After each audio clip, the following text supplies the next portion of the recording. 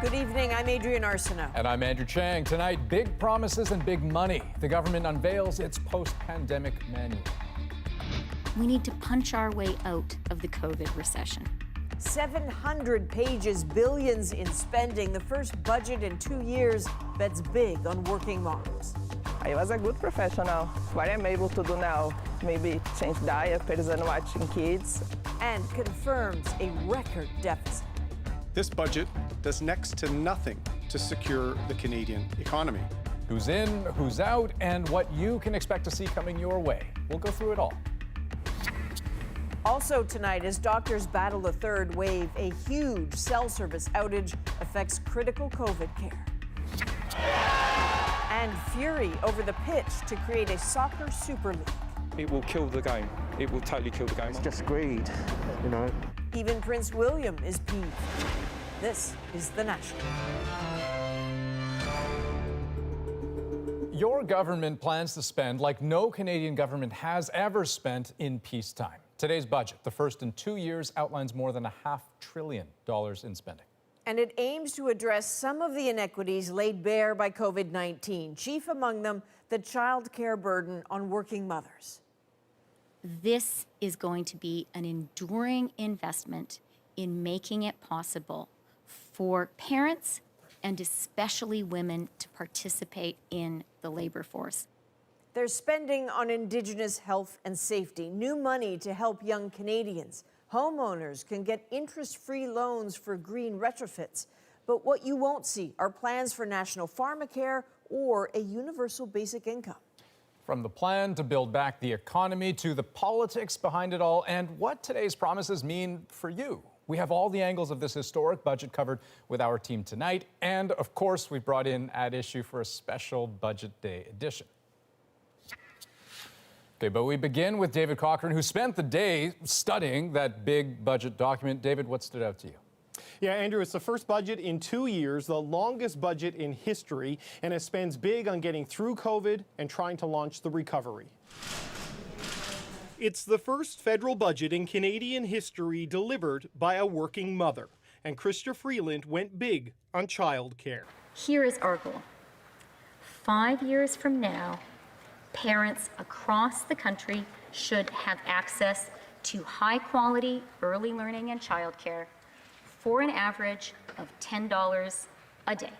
By next year, the goal is to cut daycare bills in half outside Quebec. The overall price tag, $30 billion over the next 5 years, $8 billion a year after that. First, we need to conquer COVID. On that front, an extension of the wage subsidy and the rental subsidy until September. The Canada Recovery Benefit is extended by another 12 weeks. Plus, there's a new Canada Recovery Hiring Program to subsidize payroll for new hires and increased hours until November. We must punch our way out of the COVID recession. That means ensuring lost jobs are recovered as swiftly as possible. While dealing with the COVID crisis, there's billions in spending and tax credits to deal with the climate crisis and create green jobs. Job growth means green growth. The cost of this spending is enormous. A $354 billion deficit last year, $154.7 billion this year, $59.7 billion the year after. The debt will nearly double to $1.4 trillion by 2026. Unfortunately, this budget does next to nothing to secure the Canadian economy. The Conservatives say this is just running up debt without giving people real help. But Freeland does target needy Canadians. There's a new $15 federal minimum wage, increased tax credit for the working poor, and a boost to old age security by 10% next year, starting with a $500 payment this summer. Enough for this budget to survive a minority parliament. But it is clearly irresponsible to have an election or to in any way trigger an election while we're in the midst of this third wave. The impact on people would be devastating, and we are not going to do that. Okay, so David, clearly childcare, the centerpiece of this budget. How quickly can it be ready? Yeah, they want it pretty fast because the goal is to cut bills in half by next year. But, you know, all of this depends on the provinces coming on board. And right now, there are still a lot of questions to how this is actually going to work. The key thing, Andrew, is that the federal money is on the table. Now, the key players need to sit at the table and see if this can all work. Okay, David Cochran, thanks for all this. You're welcome. So let's get right to the reaction from Canadians who see themselves in those 700 pages. A $10 a day childcare plan is certainly welcome for many Canadian parents, especially women who've been disproportionately affected by the pandemic economy. As Jacqueline Hansen tells us, COVID-19 has pushed childcare from a social issue to an economic priority. Vem, Manuel. For former journalist Amanda Aron-Shamanovich, the cost of childcare was her career. The child care now is not affordable. She says care for her two youngest children is simply too expensive, $3,000 a month. So she cares for them full-time instead. What I'm able to do now, maybe change diapers and watching kids. And this was not like this before. I was a good professional, and now I feel that I am stuck. Over the past year, as school, childcare, even help from family and friends has been restricted, more parents have faced the choice to care for their children or work. Federal data on who's applied for the Canada Recovery Caregiving Benefit shows that in every province, more women than men have stepped away from their jobs to care for their kids. Now, after COVID, we have a wealth of data that demonstrates to us the strong relationship between childcare and ability to work. This economist says COVID has changed the debate about childcare from whether it's necessary to how it should be funded and structured. Childcare as economic infrastructure has become a consensus view.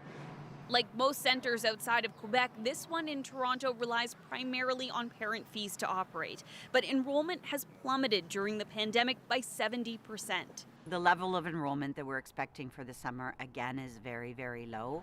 The director says the extension of the wage subsidy is a much-needed lifeline, and the National Child Care Plan potentially life-changing. It's been so overwhelming the past year, and yet the possibilities of a quality universal system leaves me with such a sense of optimism and a reason to continue in the field. For Aron-Shamanovich, $10 a day care can't come fast enough. It would be really good if I can, I don't know, take some courses and move on with my life.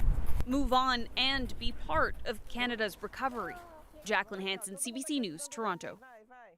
Now, in today's budget, the government paired the plan to transition businesses out of the pandemic with a plan to tackle another crisis. As Cameron McIntosh shows us, for businesses across the country that have faced a year of COVID's financial punishment, the budget brought a mixture of hope and skepticism.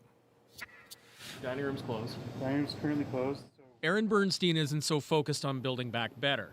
He just wants to build back. Oh yeah, these have become like the main part of our business. His Winnipeg deli doing mostly frozen food and takeout.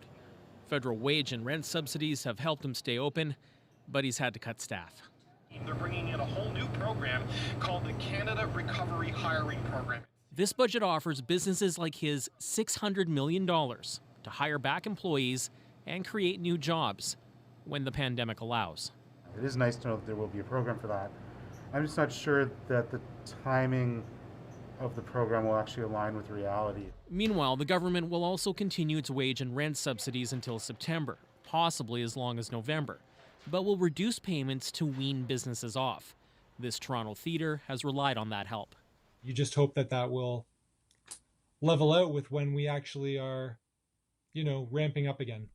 Coming out of the COVID crisis, the Liberals also want to tackle the climate crisis. $17.6 billion for a green recovery, an effort to cut emissions to 36% below 2005 levels by 2030. A lot of the money is targeted at heavy emitters, not directly at renewables. I do think it's a missed opportunity. Still, the CEO behind Canada's largest solar project says this will create jobs.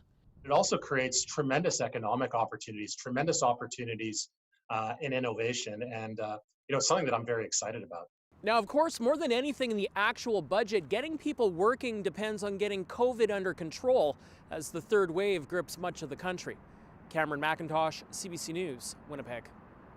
the spending seems designed to appeal to many groups of voters.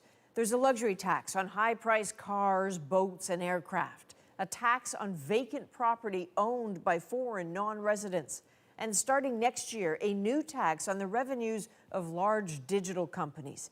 There's money for tourism and for Black and other underrepresented entrepreneurs. The EI sickness benefit grows to a maximum of 26 weeks, up from 15. And mostly starting next year, there is money to improve long-term care. Okay, so let's turn to Chief Political Correspondent Rosie Barton to go through all that. Rosie, there is a lot there, and I'm wondering what strikes you about this budget. Adrienne, that's it. I mean, that there's a lot of spending, a lot of measures, and it's designed to please a lot of people, both Canadians who have been hit hardest by the pandemic, to be sure, but also Canadians the Liberals need to win an election, young people and women, childcare obviously a part of that. There are also measures here that have been heavily borrowed, let's say, from opposition parties, making it difficult for them to vote against or campaign against even. The $15 minimum wage and childcare, both things the NDP has campaigned on in the past. The Conservatives promised a mental health strategy a few weeks ago, focus on job creation, that's all here.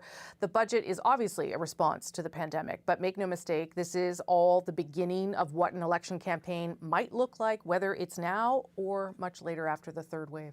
Okay, so as you say, obviously about the pandemic, but what is the rationale for so much spending? Yeah, it is a huge amount of money at a time when the economy is already growing and recovering on its own. The government believes the money is needed now to get the economy going. Here's some of what Chrystia Freeland told me earlier today. We are 460,000 jobs short of where we need to be.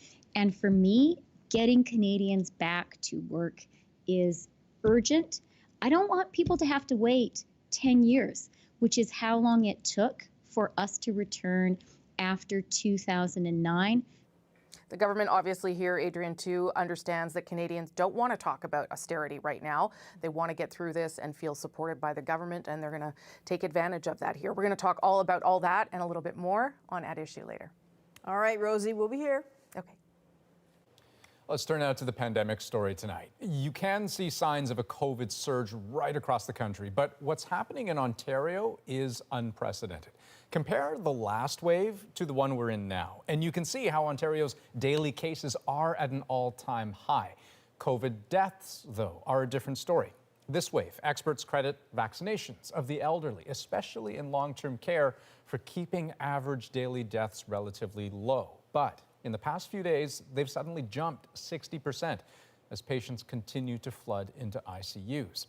That's forcing desperate measures in Ontario. There are plans to shuttle dozens of patients out of Toronto hospitals into nearby regions this week just to make space.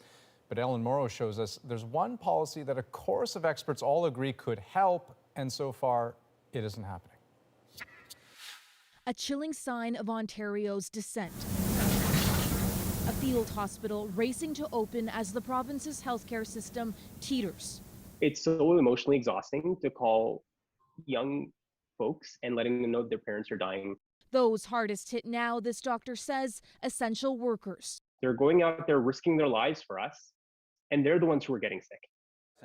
Getting sick with no paid sick days, a measure rejected again today by the Ontario government. Will the government do the right thing, reverse course, and actually implement the measures that the experts have been telling him are necessary to save Ontarians' lives?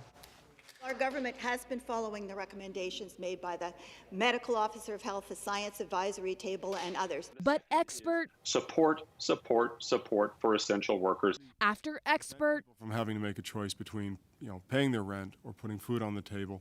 After expert, so that people can afford to stay home if they're sick. Have all said paid sick days are crucial, including the government's own advisors who say the message is not getting through. I think that we can't be any clearer. This is not a problem at the sending end. This is a problem at the receiving end. We need to stop having political considerations guide this pandemic. This grocery store worker is sure she caught COVID on the job. Everyone is really feeling this physically and mentally and emotionally, and we don't have any support or resources. Despite the loud calls from experts and the deepening crisis, Premier Doug Ford is not budging, but he's not alone. Only 2 provinces, Quebec and PEI, offer the benefit. Why not just do this now? It'll probably save the province a lot of money because now we're having to pay for patients to be transferred to different hospitals. More and more people are getting sick. With so much more sickness expected to come. Ellen Morrow, CBC News, Toronto. On Prince Edward Island, a child under the age of 10 is one of 2 people currently in hospital because of COVID-19. Officials say the child is in stable condition but has been placed in an isolation room at Queen Elizabeth Hospital.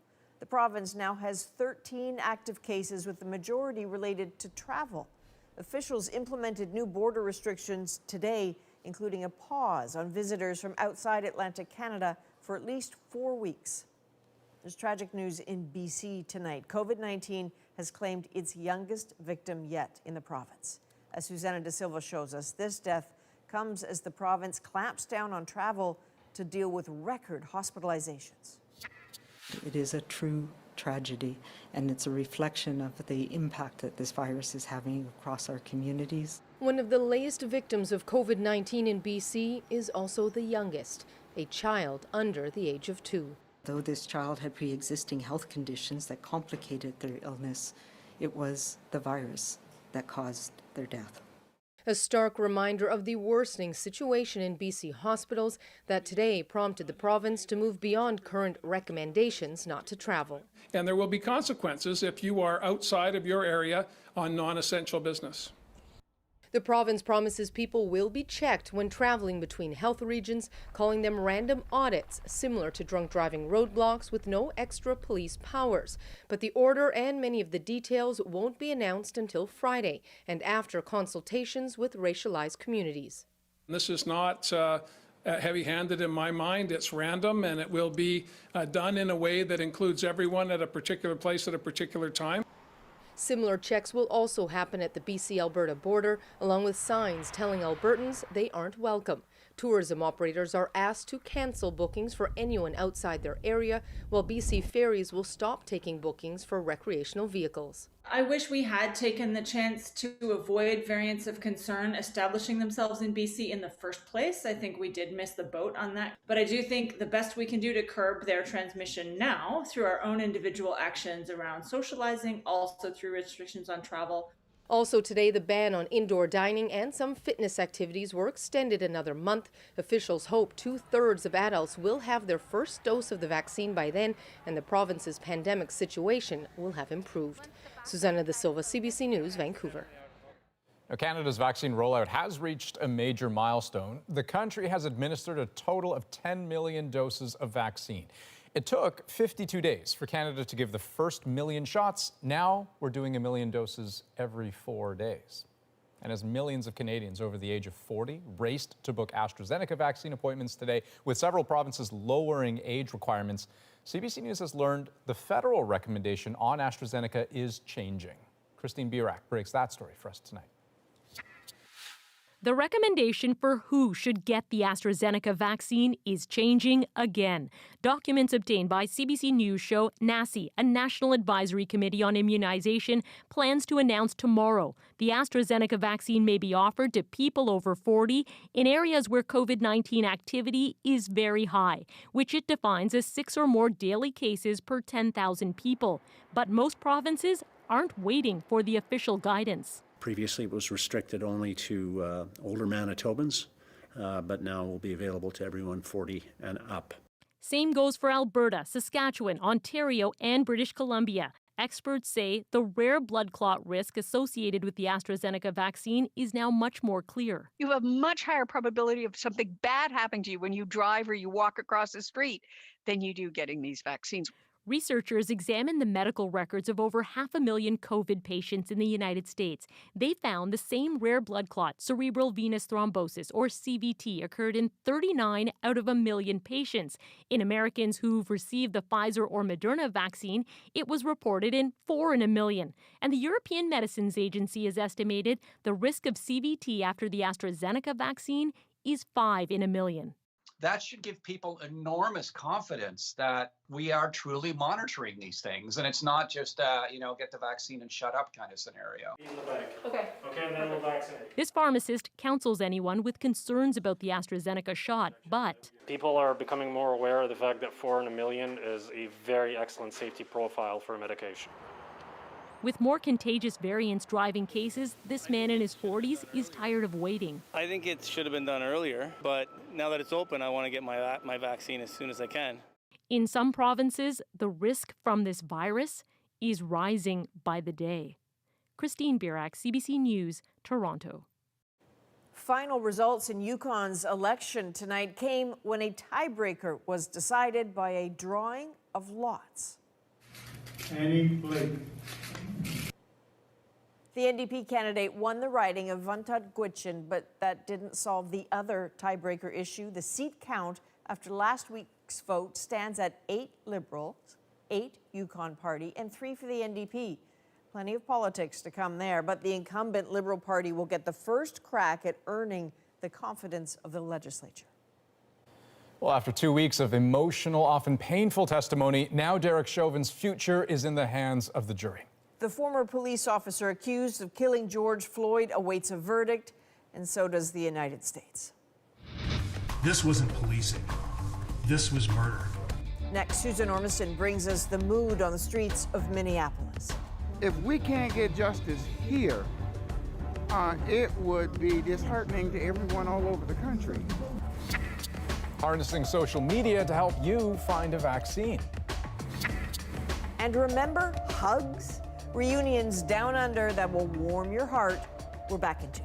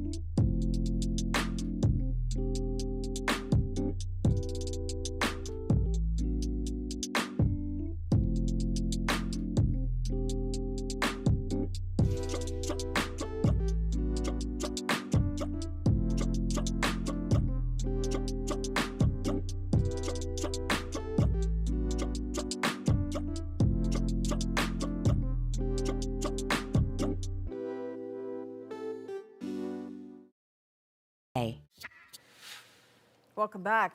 Lots of Rogers Wireless customers were not happy today, left without phone or text and internet service on and off for hours. For this to happen during a pandemic meant serious repercussions. And as David Common tells us, it was only this evening that some people started to get back online. As if any of us needed something else to fall apart, today it is cell service. Rogers, both wireless voice and data, down intermittently across the country, complicating the day for millions working from home. What we're seeing with this is it's demonstrating to us just how fragile the system really is.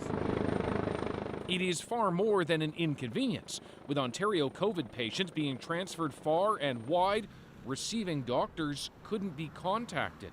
Critical care physicians trying multiple numbers just to reach anyone in their patients' families. Instead of a spouse or a child, we might be speaking to a cousin who's then got to kind of play broken telephone to pass the message on.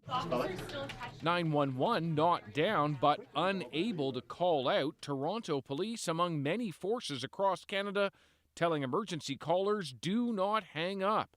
Finally, more than 12 hours after it began, Rogers announced it had at last identified the root cause, a failed software update, promising to restore full service over several hours. It couldn't come soon enough. David Common, CBC News, Ottawa. Former U.S. Vice President Walter Mondale has died at the age of 93. Mondale served under Jimmy Carter from 1977 to 1981 and was the first VP to occupy an office in the White House rather than in a building across the street. He made his own run for president in 1984, but suffered a crushing defeat to Ronald Reagan.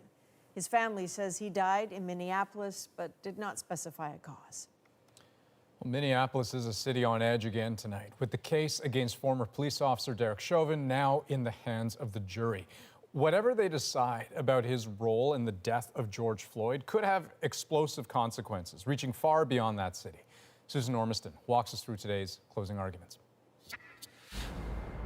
Behind barricades and razor wire in a city frozen with fear, Derek Chauvin's murder trial nears its end. We were told, for example, that Mr. Floyd died because his heart was too big.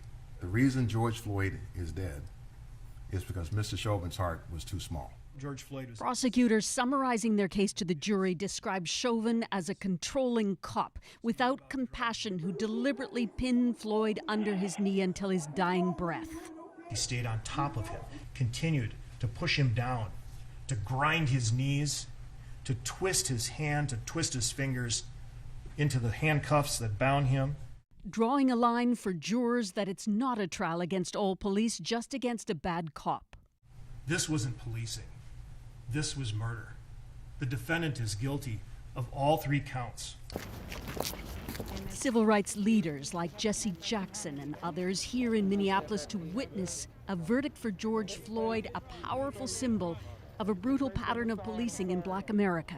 This country must come to terms with those that feel that blue uniforms makes them above the law and blue jeans makes them subject to the law.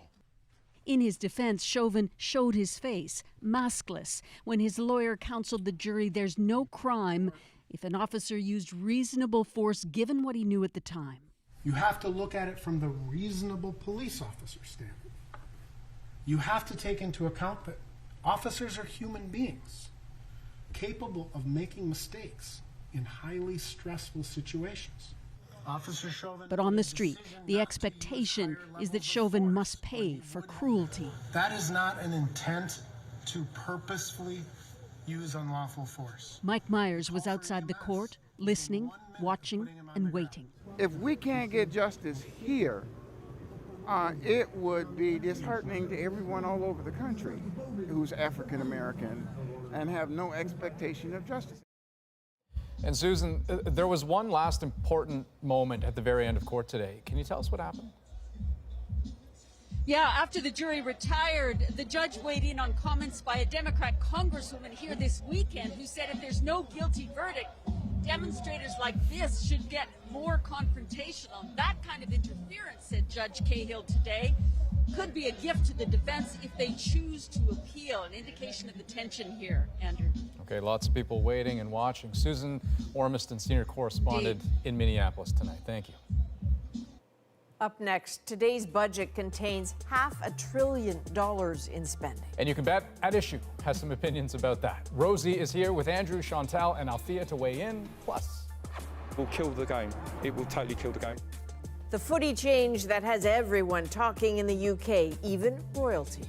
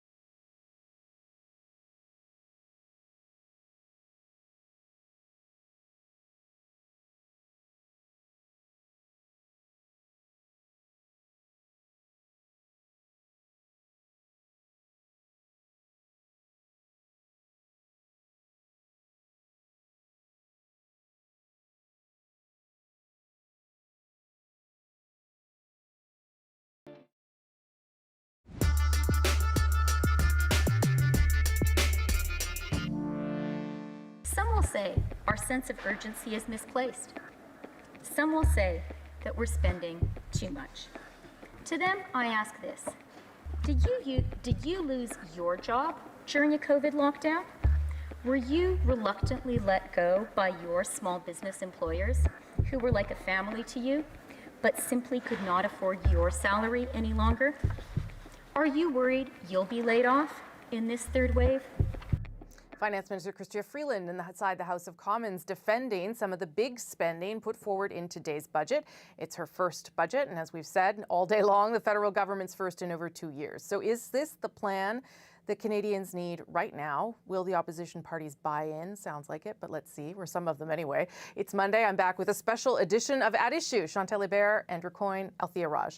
I'll start with you, Andrew, on the spending side. Is this too much for right now, or is this what's needed for stimulus?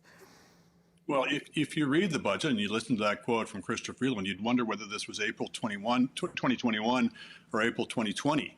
She's using the past year when everybody agreed the government needed to increase spending in enormous amounts to try to keep people whole, to justify future permanent spending that's got nothing to do with the recession, nothing to do with the pandemic. If you compare this budget to the fall economic statement 6 months ago, they're proposing to spend $20 billion annually, basically in perpetuity, more than they were previously projecting. If you compare it back to the budget of 2019, 2 years ago, the last budget, it's $50 billion more annually.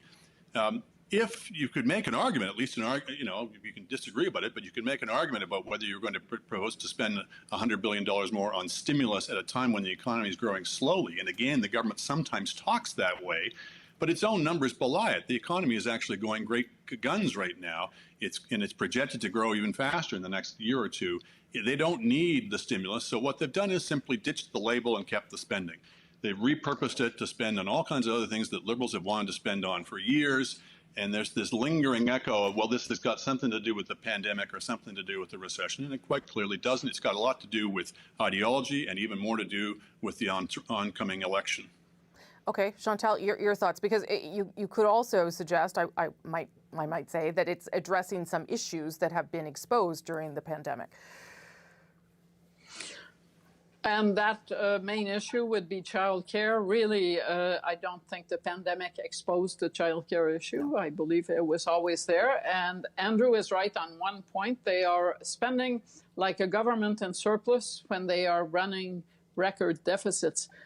But to the election point, 270 measures. I don't know about you, but I've never seen a federal budget that was 800 pages long and had 270 measures. How could you not please someone with 270 plus measures? This is the kind of budget that no one is going to want to campaign against. And I'm guessing that's the main point. As for the childcare issue, it is the biggest federal investment in childcare that we have seen. But that investment does not happen unless provinces buy in. Not all provinces will buy in, and none will really buy in a way that creates childcare spaces before Canadians go to the polls. Okay, Althea, your thoughts on the size of the spending and whether it's needed? It's a whole lot of money. I think where you stand on is it too much or is it not enough really depends more on your ideology than anything else. And frankly, I'm of two minds, like I'm on so many political questions. But I agree with Chantal. I think that, one thing, and that we mentioned this during the budget special, but Minister Freeland has staked her credibility on getting childcare done. She's repeated this as a promise as a working mother, as the first female finance minister. And in the budget, it says it's going to be a 50-50 split.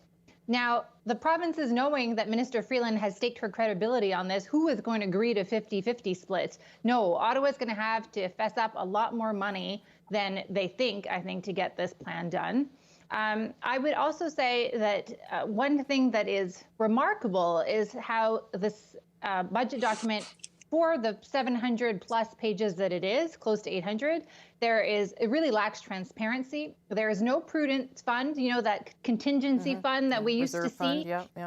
not there at all, even though in the introduction of the budget, it says that the forecast is highly, it can fluctuate. Private sector forecasters are all over the map. They know there's a high degree of uncertainty. Still, with that warning, there is no prudence fund in there. I was speaking with Scott Clark. We're each allowed to have an expert in this virtual lockup. He used to be the ADM, several ADMs at finance and the DM there, and he was telling me that he would give this budget an F on prudence, a C on transparency, and a C on whether or not it's realistic. Because the Tories used to mock the Liberals, Justin Trudeau, for saying the budget would balance itself. This budget, the only way they get to where they get at the end is because it balances itself. The growth far surpasses the program spending, and Minister Freeland still has not said whether or not she believes that the government should get back into the black, or if they plan to run deficits forever. Okay, but speak to the politics of it, Andrew, because part of this is now that we are dealing with a Conservative leader who said he's not interested in balancing the budget for the next decade, or doesn't think it can be done. It becomes difficult to see what they go sharp on here and how they attack the government on this. Well, I can't speak for Tory strategy, except I can say, talking about balancing the budget in 10 years when the government itself, even with all of its spending, is projecting it to be close to balance in 5 or 6 years. 1% of GDP is not that far off. I think they may need to want to revise that. There's a lot that the opposition could do that doesn't amount to quote-unquote austerity. For one thing, there's a serious need that the government has not addressed for a growth agenda. The only way we're really going to deal with our long-run deficit and debt problems is not the short term is only the half of it. The longer term is much more pressing. And it's not just pressing at the federal level, but at the provincial level, where they're dealing with healthcare costs that are going out of, they're already at 50% of their revenues or nearabouts. So we need to get the economy on a much higher growth track. It's only going at about 1.5% of GDP per year in the GDP right now. There's a lot of measures you could talk about that will be controversial, but that will be different and will change the subject from just, are you in favor of spending everything the Liberals want to spend it on? So that's point one. Point two is, I think there's a serious debate to be had, not about the necessity of daycare or childcare, but about which particular model you want to pursue on it. The model that the Liberals are pushing, the Quebec model, is one that has particular benefits, but particular costs and particular disadvantages, particularly if you don't work hours, for example, that match those of the daycare operators, or if you prefer to put your child in a different kind of daycare than the ones that the government is pursuing. I think it would be very good to have a large debate about that as a country, particularly when the government is proposing to plunge the provinces into an enormous fiscal commitment that, frankly, when the provinces are crying for healthcare funding rather than a completely new shared cost program. Okay, Chantal wants in, yep. About the details on childcare, it depends on the provinces. I don't think that there are many parents outside Quebec who have kids in childcare who would argue that they are not paying enough or that they would like to have more money in pocket. That has been tried and failed. So at the end of the day, you can have this discussion, but I don't think we can have a discussion about the shape of childcare in a federal election in the sense that it is essentially a provincial issue. So the federal government is putting all that money in the window. The people who are going to be on a hot seat on this are not going to be federal politicians saying we're willing to give money to get that done. They're going to be called Ford and Pallister and Horgan and Legault. That is where it is. Now, there is a reason why the most popular social program in Quebec is the Affordable Universal Childcare Program. Not enough spots is the issue, not an ideological or a battle over, I would rather have my kids in this and that. Last word to you, Althea. I don't think any political party is going to be campaigning against childcare, especially considering that the Liberals are not getting rid of the monthly childcare payments to get there. Childcare is immensely popular.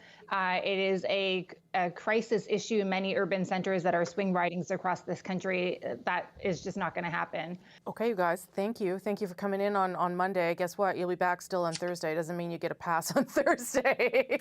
So we'll talk then. For now, though, it's back to Adrian and Andrew in Toronto. And the hunt for a vaccine can be complicated in many provinces. But a group of volunteers wants to help. The story behind the vaccine hunters and how they might be able to help you. And a glimpse of post-COVID hope, long overdue reunions in Australia and New Zealand.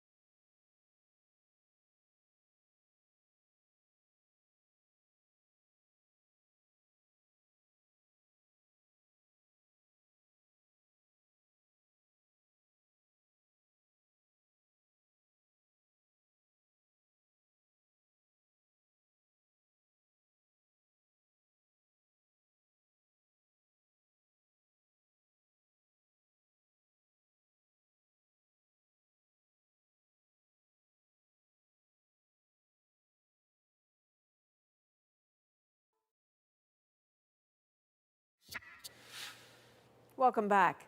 Moments of joy were shared in New Zealand today as the country welcomed travelers from Australia without the need to quarantine for the first time in more than a year. We're happy that we get this opportunity to spend time with family now. It's amazing. I have no words. I'm just so grateful that I could come back. I'm like shaking right now. We're very emotional. I haven't been back for so long. It's just fantastic. Airports filled with all sorts of hugs and teary-eyed reunions as hundreds of passengers took advantage of the relaxed restrictions. Australia has allowed New Zealanders to enter without quarantine since last year. However, the reciprocal arrangement has faced a whole bunch of setbacks.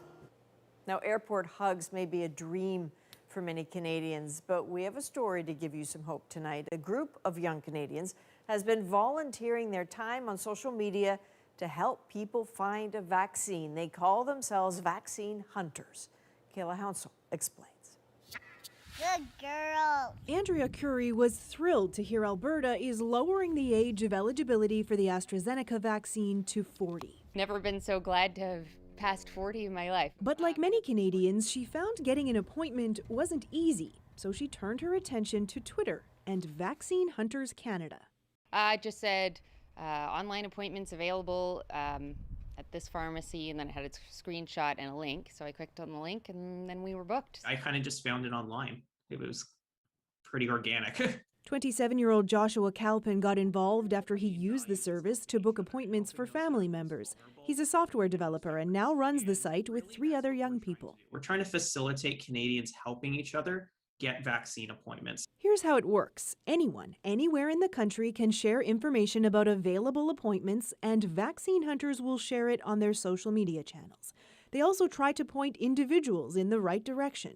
The Twitter account is exploding in popularity, with well over 90,000 followers, many of them signing up after news of AstraZeneca's expansion. It was literally a party on Twitter last night. We had a vaccine party. Today, their work even got a shout-out from a Saskatchewan member of parliament. I'd say that every member in this house visit @VaxHuntersCan to see the good work that is being done in each of your communities by these outstanding young Canadians. Some suggest the government should be paying the vaccine hunters. Not necessary, they say. We're doing this because for the good of the country and to help the country. And that's reward in itself right now. Andrea Curry and her husband will be vaccinated within a couple of days. I just say a heartfelt thank you. I think we all owe you, a debt of gratitude. She says for her family, it was a valuable tool to help Canadians take one more step toward normal. Kayla Hounsel, CBC News, Halifax.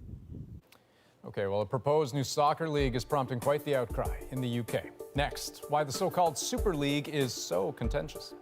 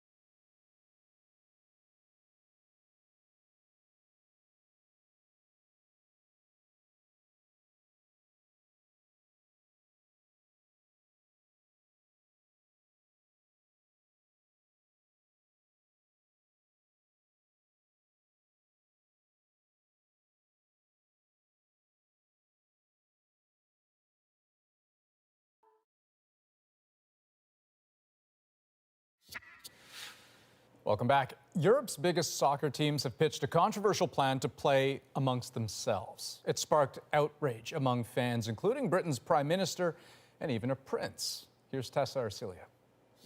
Passion runs deep among fans of the beautiful game. And today, shock and fury as they learn of one of the biggest potential shakeups in European football. It will kill the game. It will totally kill the game. It's just greed, you know.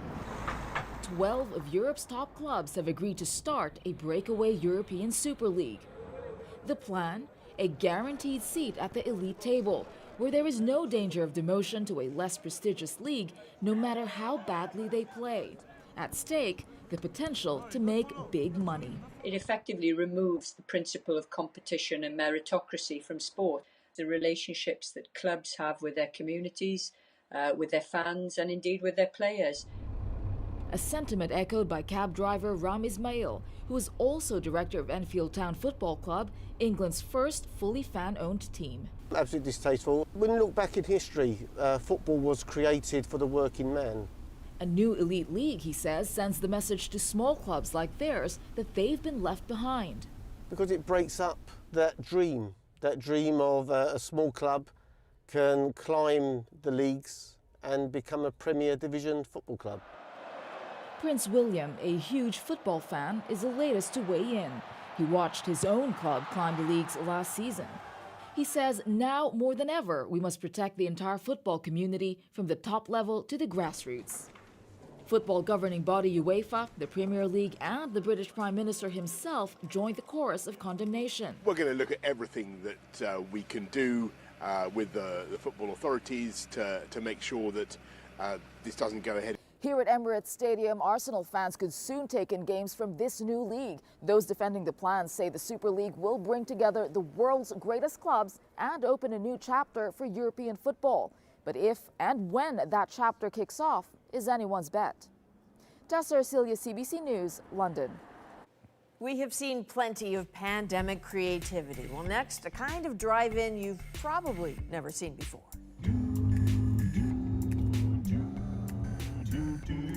And it sounds pretty good, too. Our moment is next.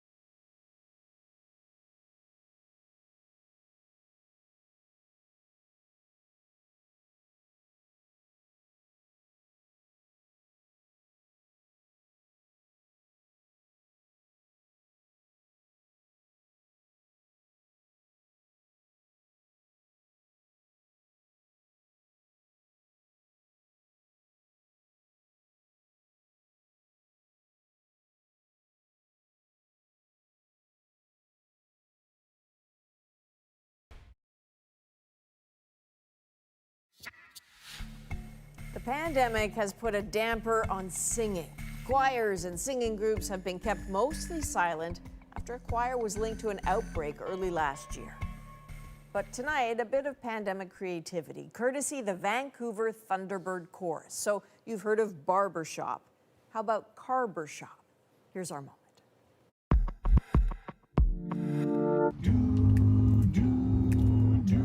We came up with the idea of this, giving everybody a microphone, wiring them into a soundboard, running the output through a low-power FM transmitter, beaming back to the FM radio in everybody's car, and then people can sing along.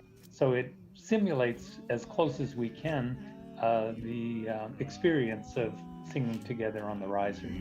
I'll be your baby, baby, truer than the one you knew.